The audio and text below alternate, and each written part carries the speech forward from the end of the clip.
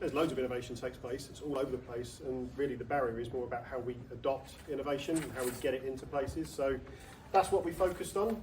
We agreed as a group we would separate out innovation is great, there's loads of ideas, loads of light bulbs, but there's a big wall that stops us from filling the light socket things. So that was our problem statement. We were going to focus on how we overcome barriers to adoption of innovation.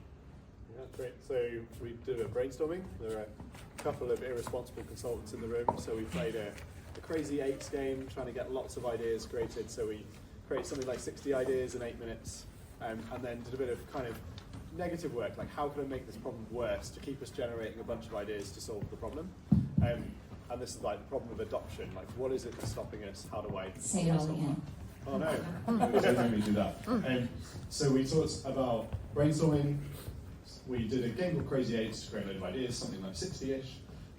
We used that to kind of prompt a load of thoughts on what are the themes coming out, what are the kind of common reference points, and that was how we then shaped up the next bit.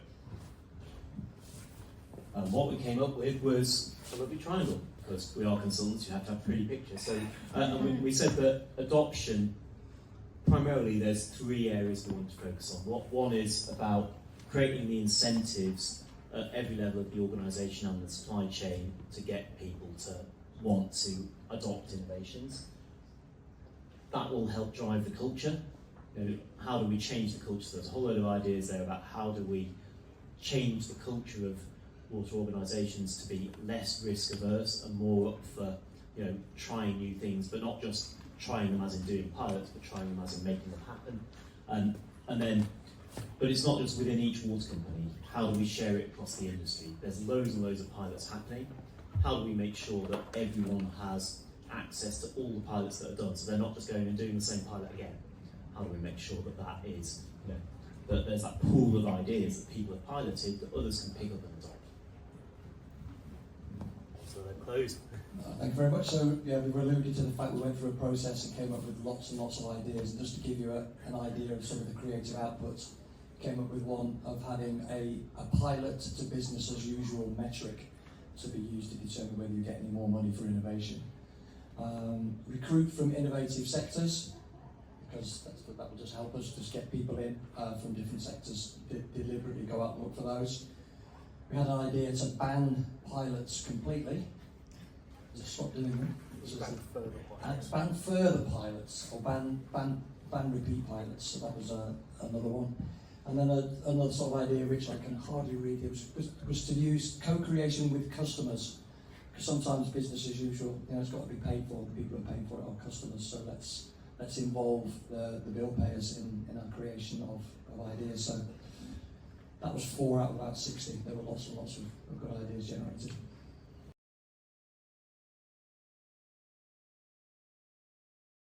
It's something that you hear every time you come to these conferences. The data quality is the underpinning thing here. Is if you have issues with data quality, your agentic AI is not going to work, full stop. And neither would your digital twin, for the record. We've also spoke a lot about people and culture. There's various different aspects in that, whether that is adoption of the technology, whether that is whether organisationally we're ready, whether executives and C-suite members would be willing to take a bet on something that's still quite a new and emerging risk. We also observe that AI is just constantly changing.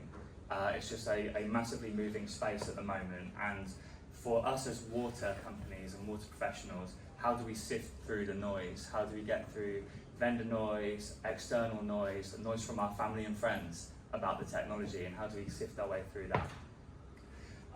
We also spoke a lot about trust, as you would, talking about AI, and that would be internal trust, again, whether you trust the results that you get, or indeed external trust, whether our customers trust us to use the technology appropriately and deliver value for them. All that being said, one of the concepts that came up was FOMO. And when we talk about FOMO in this space, it's not just the fear of missing out or being late to the party, it's also actually the fear of doing it. I think as an industry, we all want to be the fast follower, but they haven't really identified a really clear trailblazer that we can just mimic and copy and follow the path nice and conveniently. So that leaves a lot of fear in this space, and it creates this, what we've described as a massive AI elephant. And in the picture here, we've got your water person with massive FOMO, and he's chasing these AI elephants, like generative AI, agentic AI, and so on and so forth, machine learning, all of it. He's chasing those elephants, trying to see what they can tackle.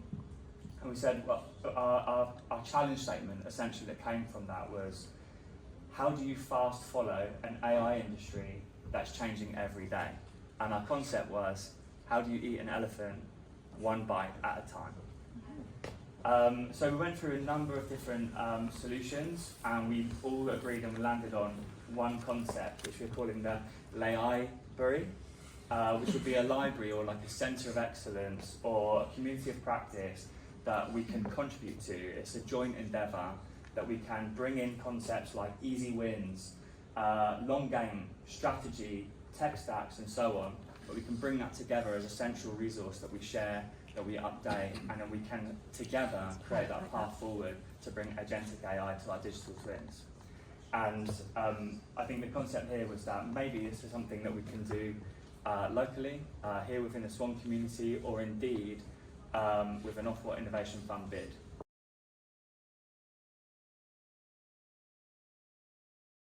We looked at the idea of limited liability procurement. I'll come on to what that means in a moment, but let's first chance our hand and see what it did.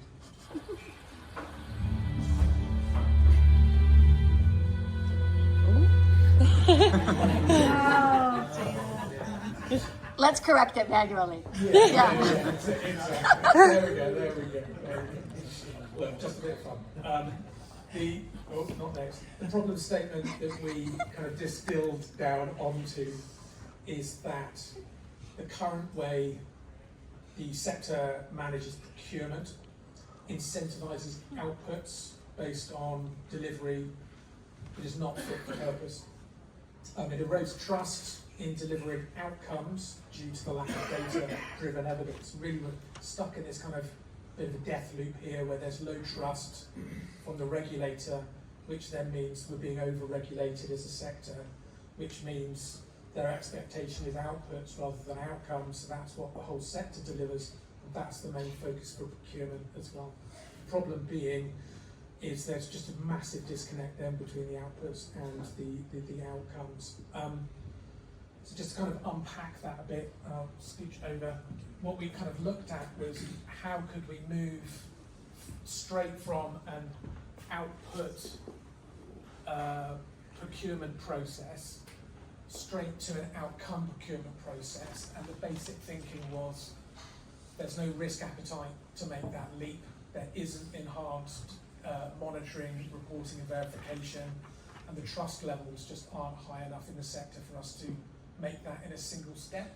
So we need to look at a transition plan, and our thinking is rather than having output-based procurement, you start to link in outcomes as well. So you're not just, you're bringing that link in, you're bringing it into the scoring in terms of procurement, saying what the outcomes are set at a strategy level before the procurement starts. Then pre-design, we look to set what the outcome monitoring reporting framework, what the benefits, what the risks are, and then this enhanced procurement process goes on with linked outcomes, which are then validated by a component in the procurement for each procurement exercise of monitoring, reporting and verification of those outcomes. So we start to then build a database of outcome-based evidence which we can feed back in, and in time be confident that we can start to do procurement directly on outcomes rather than outputs. I think that was it. Anything? I feel a bit silly up here on my own because this was a massive team effort. I think that was kind of it. What we are really aware of is we'd likely need to pilot this on a specific project, and adoption within water companies would need to really start at the chief exec level, so that we can start to kind of bring this alignment of procurement being strategy in action.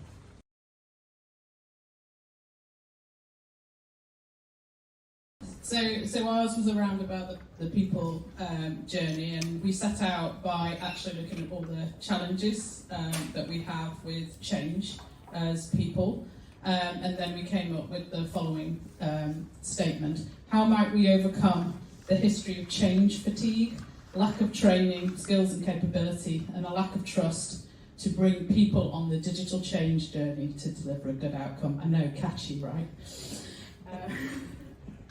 But Sahil came in at that point, so she probably would have done a better job, actually. Do you want to do the next bit, and then I'll come in? Yeah, sure. So we took the approach of taking all our ideas and putting on a framework instead of picking one idea, so which is what you see here. We had a couple change experienced people in our group, which was really interesting, and we came up with the framework of you.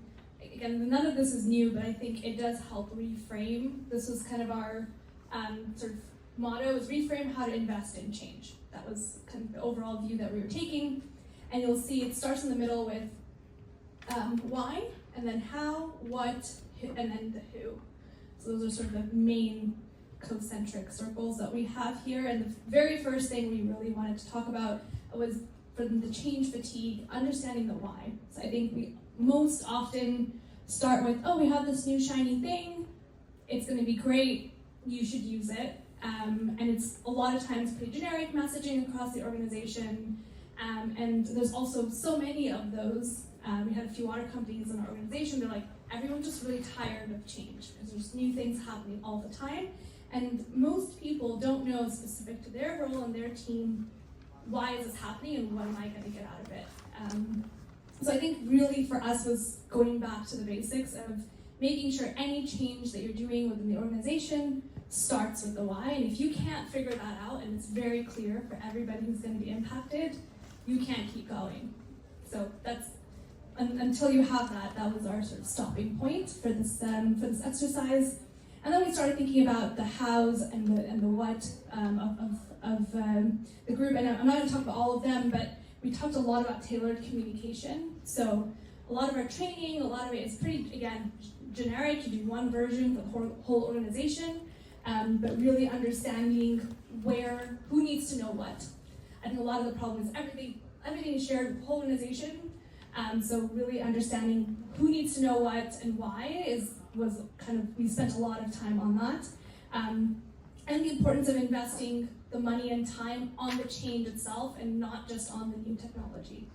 Most of the time you buy this thing and then you're like, oh wait, do I have the resources and the time, all of the people, and am I willing to put that into it to make it successful? That was also one of the key things. Yeah, just to sort of finish there, that we thought there was some really good solid underlying principles that came here that wasn't there in some of the things when we have technology change. And the first one is about being honest about progress, and if it's not working, stop it. A lot of underlying principles around standardization and keeping it simple, and making sure we have the right people at the right time and the right capability in there. And actually it should lead itself into a strategic program of change, so we should be able to see that. And the big bit on the end was saying, how do you overcome the kind of change fatigue? The idea is if you've got this process right, people shouldn't feel that change fatigue.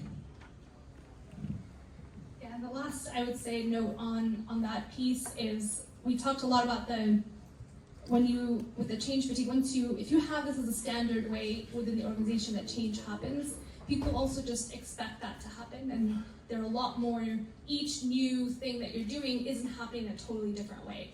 So everybody knows, here's how we're going to do the communication, here's who we're going to do it, here's how we do change as an organization, and really make that clear to everybody.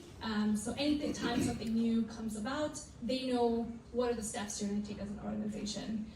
And so the standardization piece, of course, is also standardizing how you do the specific one, but also across the board. It's kind of like how we do the hiring process, right? typically every organization has a hiring process of all the different steps you want to take before you hire somebody.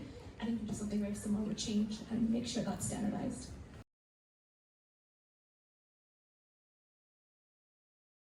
Of how do we re-engineer and engineer with data, and then we got very distracted for the first session, and we talked about lots of things, and I think we broke down basically what an engineer does and every single step of that. And then we heard that food was downstairs, so we did what every good engineering team did, and we threw it at AI, and it gave us a much better statement, which effectively came back with how might we re-engineer the role, mindset, incentives of an engineer to design for outcomes in mind. So the first thing we thought about was the role, and it's actually transitioning from just being goal-orientated to actually a problem solver. So realign the person and the role to become much more of a problem solver and an outcomes deliverer. Then move on to mindset. So with regards to mindset, we decided to try and talk to the people doing the work. So say for example a leak is repaired. Anyone who's had any input on that leak, be it the analyst, the insect partner, they get told what their impact was, what was the value before, what was the value afterwards. Kind of empower the staff, give them the right tools and give them a bit of ownership with where they're working. And that feedback can improve morale, really. And I've not written 2 sides of notes, so I'm going to pass it on. And I guess the last bit is the incentive piece. So what's the incentive of doing things differently? So how is that how the contracts are written between different providers and consultants? Is that how the regulators set the goals? Are those goals quite short term at the moment? They're not really giving more long term incentives. And at the moment, a lot of things seem to be driven by kind of that capex cost, whereas we should probably be looking more at that OpEx, STOTEX, in kind of how we're writing our contracts and how those are kind of being delivered.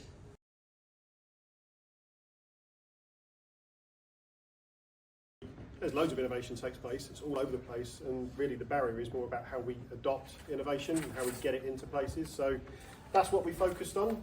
We agreed as a group we would separate out innovation is great, there's loads of ideas, loads of light bulbs, but there's a big wall that stops us from filling the light socket things. So that was our problem statement. We were going to focus on how we overcome barriers to adoption of innovation.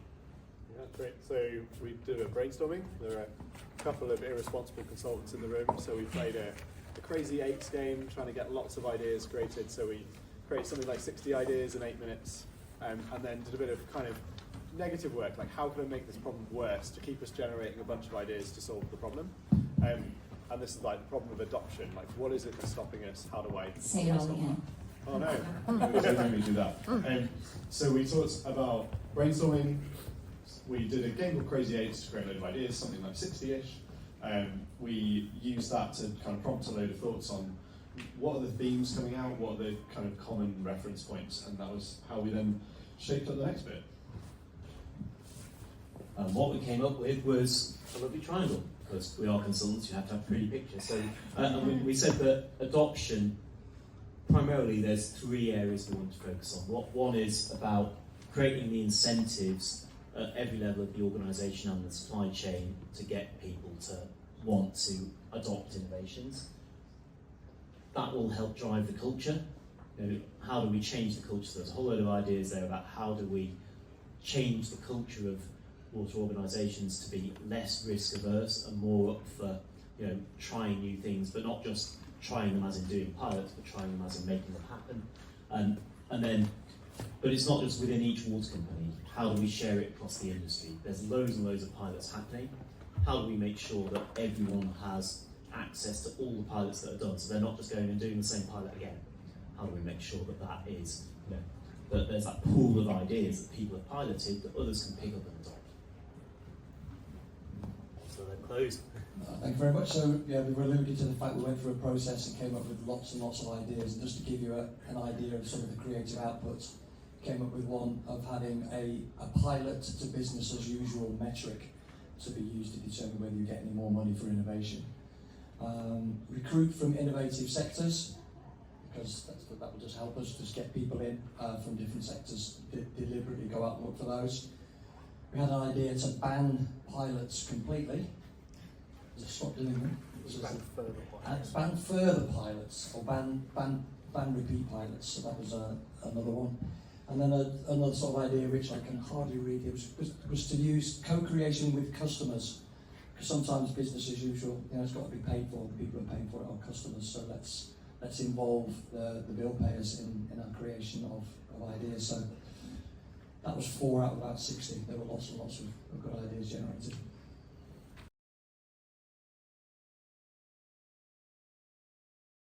Not provided, unfortunately, just highlights pens, but did an incredible job. We also had 2 people then from different utilities, which was really helpful. So the topic was how can increase automation within the network enable sustainable outcomes. Actually, the 2 people from the utilities were already looking in this space. And one of their challenges that they really focused on was actually how do we drive this forward? We can see a lot of benefits, but actually how do we get the adoption of this? So how do we create a value-driven business case for the automation of valves in the clean water distribution system was what we then focused on, recognising this could then go into other parts of the network, maybe on the wastewater side as well. So these incredible images that you'll see here are depicting actually the challenges we have today. So actually the water network is not resilient. Bursts are happening all the time. So whilst we might be looking at leakage and looking at how we can then reduce that, then actually the reality is that bursts occur and actually then we have unhappy customers. So this is somebody having a shower in the morning, unfortunately not having a shower in the morning when they found water's not there. What happens during the night is at 2 o'clock in the morning, actually somebody from the utilities was called out to then try to resolve this problem. Completely reactive process, very unhappy, and we've got an unhappy chicken here who might be run over in the process at 2 o'clock in the morning.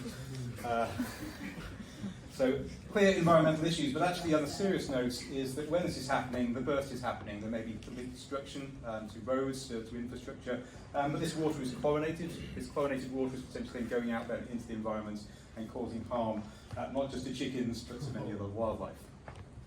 So where do we want to go? What do we want to be? What would happen then if we had a fully autonomous system? So first of all, the definition was, what does autonomous mean? So the focus we had was the network itself. So not in the treatment plants, where we think actually we've got pretty good automation already. It was within the network itself and looking at then how can we provide a resilient system, one that we can actually then respond to things rather than react to them as we do today. And what would that world look like if we were there? Well, actually, our lovely operators are not going out in vans. They're lying in bed, asleep, dreaming of happy chickens, but also dreaming about the next day when they can improve the system further. And our customers actually are happily then having showers or maybe even baths. They're so happy that there's plenty of water available to them that they may even splurge out on a nice warm bath. So in practice though, the customers actually probably won't even recognise this. They will be very happy in getting their water supply, but actually that is happiness. They're not coming in and patting on the back. But our staff actually will be much happier. Rather than responding and reacting, they're actually then able then to be retrained into new roles where actually their role is to manage the system overall in a proactive way.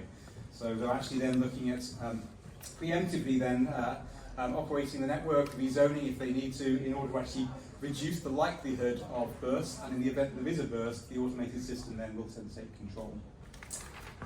From a business point of view, actually, at the moment there's a lot of fines that happen to water companies, as well as then compensation being paid out to customers. So the goal really is actually to be self-funding, where possible then with the system. So we're taking what would otherwise be paid out to customers, and we're investing that then in the automation system itself, and reducing overall our risk as a business. So at the moment, again, we don't know what's going to happen tomorrow. We don't know what the consequences might be, and therefore, actually, insurance came up as a premium that people are paying, and if we can de-risk, we reduce the cost of that.